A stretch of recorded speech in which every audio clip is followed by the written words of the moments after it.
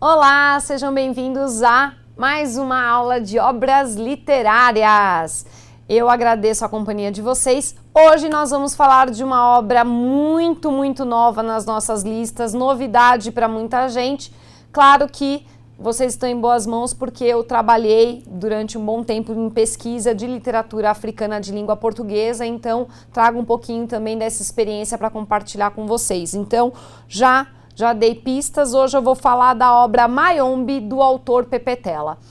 Pepe Tela, ele é, na verdade Pepe Tela é um nome de guerra, vamos dizer assim, o nome dele é Arthur Carlos Maurício Pestana dos Santos, né? Então Pepe Tela seria uma variação de um dialeto de Pestana. Ele é angolano, ele é descendente de português. O que significa isso, pessoal? Significa, desculpe o termo, que ele é branco, tá? Então, porque as pessoas acham que na África só tem negro. Não, tem branco porque tinha que ter colonizador lá. Então, o Pepe Tela, ele é descendente português, portanto, ele é branco e não é mestiço, tá? Isso é, inclusive, uma das temáticas do próprio livro, tá? Ele está vivo, tem 74 anos, ele lutou no MPLA, que é o Movimento Popular de Libertação de Angola, né? E recebeu o prêmio Camões em 1997. Isso significa que o cara é um gênio da literatura de língua portuguesa e isso é o que reconhece o prêmio Camões.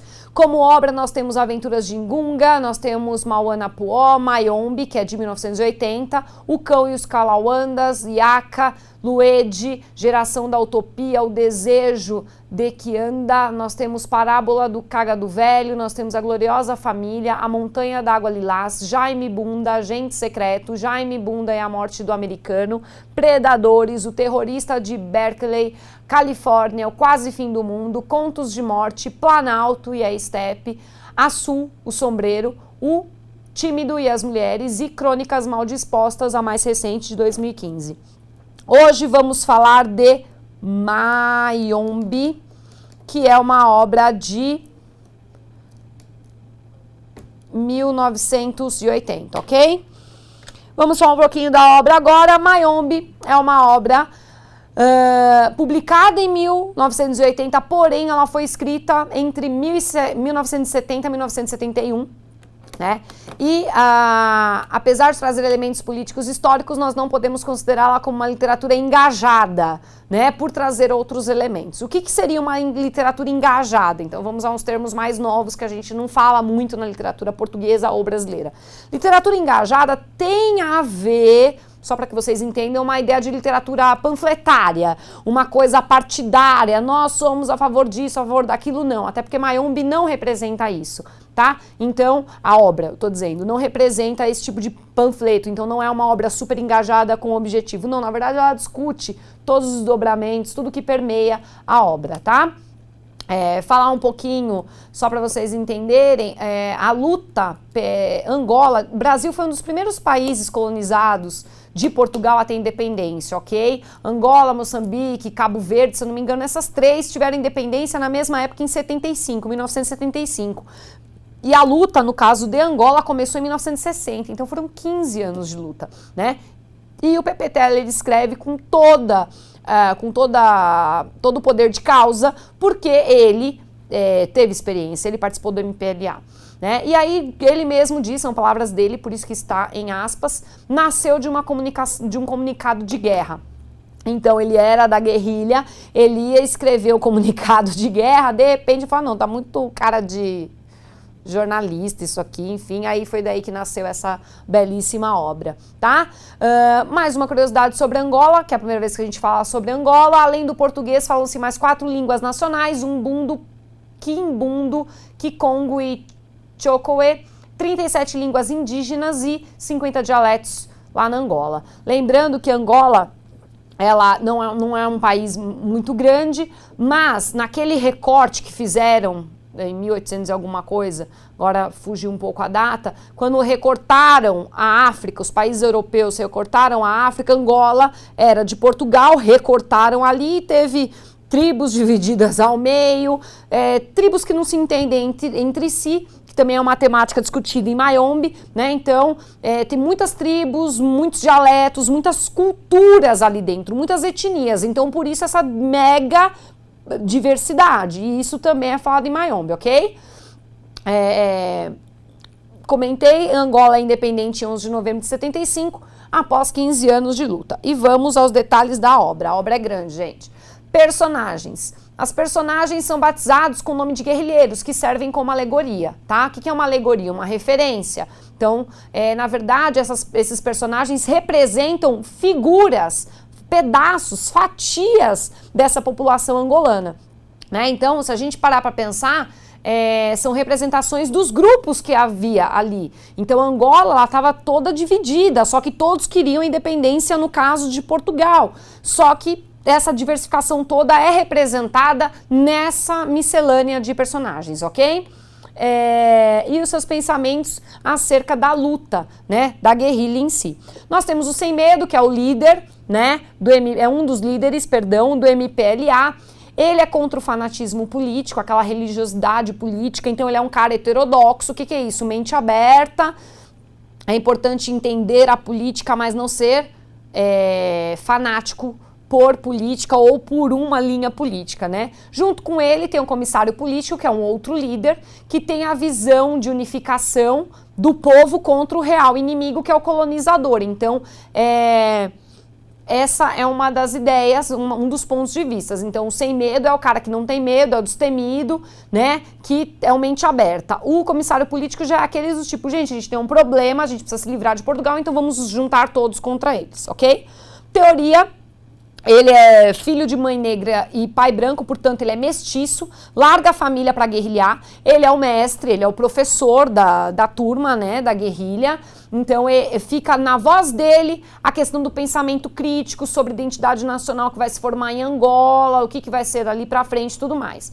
O Novo Mundo, ele é pragmático, ele acredita na tradição e não enxerga nas mudanças, né, por meio da diferença. Então ele acha que tem que ser uma coisa, aquela pragmático, tem que ser uma coisa, aquilo vai ser até o fim, tarará. Então ele acha que a diferença junta não vai resolver nada.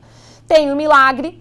O Milagre, ele é um tribalista, né, ele é de uma tribo, ele é resistente à mudança também, ele resiste dentro do próprio movimento e ele representa também um conflito interno dentro da própria guerrilha. Então a guerrilha, ela não só faz guerra com os portugueses pela independência de Angola, mas também tem os conflitos internos e um dos contrapontos é esse personagem, o Milagre.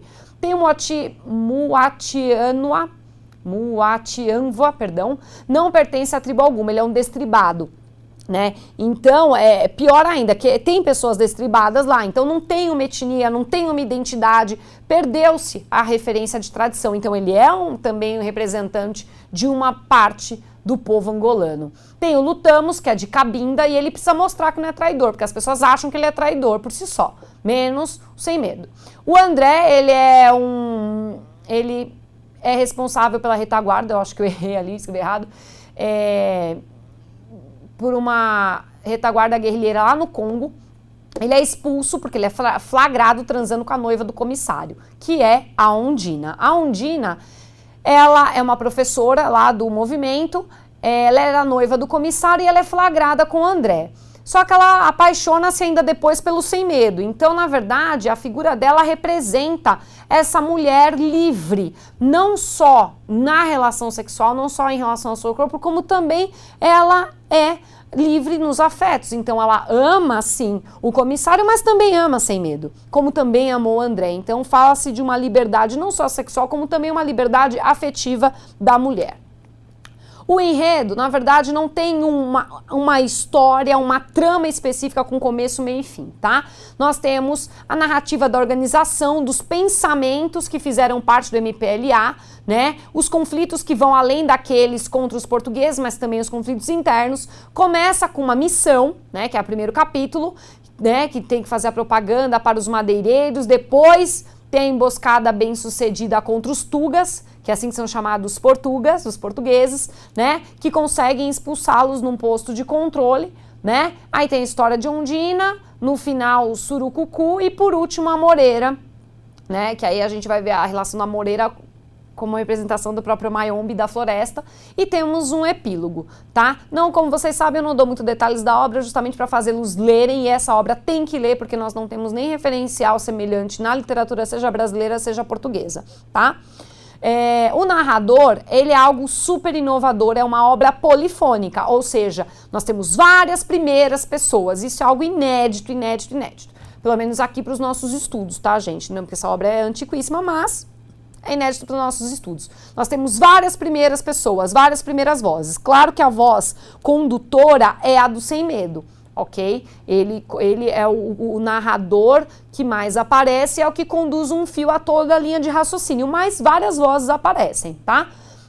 Por isso que às vezes é difícil ler um pouquinho, porque a linguagem também não é um português super parecido com o nosso, é um português mais informal, puxando já pelas línguas, pelas outras línguas deles, pelo umbundo, enfim, tem umas partes regionais, lembrando que a cultura africana é uma cultura oral, não é uma cultura escrita, por isso que a escrita também é comentada na obra como uma forma de libertação, de ter cultura, de ter conhecimento, porque antes na África, assim como os nossos índios, transmitiam a tradição por meio da oralidade, tudo era contado de pai para filho, entendem? Então, quando você tem essa questão, a oralidade ela vai estar presente nessa polifonia, várias pessoas contando essa história e várias pessoas contando dentro de uma mesma linguagem essa história, isso é importante. Tá? Então, elas expressam numa mesma linguagem, sem diferenciação de classe ou de pensamento, de grupo. A questão do tempo é o período em que foi escrito, né? Então, ali no início da década de 70, né? As percepções de tempo na história, engraçado, lembra um pouco a obra Iracema do José de Alencar, que ela tem aquela coisa do tempo, você percebe, amanheceu, anoiteceu, entardeceu, é hora de comer, hora do almoço, enfim, pelas manifestações da natureza e das personagens, você sabe que momento que tá ali na trama, mas você não tem uma cronologia, tá? O espaço, aí sim falando, Mayombe é o nome da floresta em que os guerrilheiros ficaram, né? É a floresta em que acolheu, né, esses guerrilheiros. Então ela é a personificação de uma mãe protetora, que acolhe, que alimenta, que abriga, que dá afeto, mas ao mesmo tempo é uma mãe punitiva, porque esse filho está solitário, está em sofrimento, está em angústia, está em exílio. E vamos pensar, as personagens de Mayombe estão passando por um exílio coletivo, né? Elas são guerrilheiros, estão guerreando, mas estão afastados da vida normal, do cotidiano, porque estão em alerta de guerra, ok? Fazendo uma análise, maior desafio visto na obra, a questão do tribalismo. São várias tribos, aí tem um destribado, tem um que é de uma tribo, que não pensa igual ao da outra tribo, aí tem os descendentes de portugueses que também fazem parte, aí tem os mestiços, enfim, é muita diversidade, tá? Isso é muito importante, gente, para vocês conhecerem um pouco de África, tá? África não é tudo uma coisa só. Lá tem várias etnias, então isso é uma dos presentes que nós recebemos ao ler Mayombe do Pepe Tela. Você vai ver que tem muita etnia, tem muitas línguas diferentes, muitas coisas diferentes. Isso é o que contribui para que a gente entenda que a África não é uma coisa só, que não é um lugar que tem todo mundo falando a mesma coisa do mesmo jeito, pensando da mesma forma, muito pelo contrário, tá? E essa diversidade de pensamento político e outros elementos determinam a dificuldade em pensar que Angola que vai vir depois dali, né? Que a gente vai, depois de independente, que Angola que nós vamos ter? Se nós temos uma grande diversidade, nós temos uma grande diferença de pensamentos, não é à toa que eles tiveram uma guerra civil, tá, gente? Depois de 75, aí o Agostinho Neto assumiu, que inclusive era um escritor também, ele assumiu a presidência, faleceu muito cedo, faleceu em 1980, e aí depois começou um quiprocó, uma brigaiada para ver quem que ia ser líder, teve 10, 15 anos de guerra civil. Foi acabar, acho que no meio da década de 90. Então vale a pena dar uma pesquisadinha também pela história de Angola. Outra coisa tem pensamentos socialistas e comunistas junto dessa sopa, dessa salada toda, tá? E tem o mais importante, reflexão. E não o julgamento. Por isso que não é uma obra panfletária, não é uma obra engajada, porque ela reflete tudo, mas não julga, ok? E esse papel está nas mãos do personagem Sem Medo. Como eu havia já comentado, após a independência, Angola passou por anos de guerra civil, né? Esse era o maior temor e a gente já percebe isso na obra de Mayombe, Pepe Tela já tinha sacado isso, né? Então já era uma preocupação. Diálogo, né? Pode dialogar com Capitães da Areia de Jorge Amado, que é o encontro, né? Esses guerrilheiros em contrapartida com os Capitães da Areia, com os meninos, que também não tem nome, Sem Pernas, não é isso? Tem apelidos, não é isso? Então, essa semelhança pode aparecer numa questão, sim.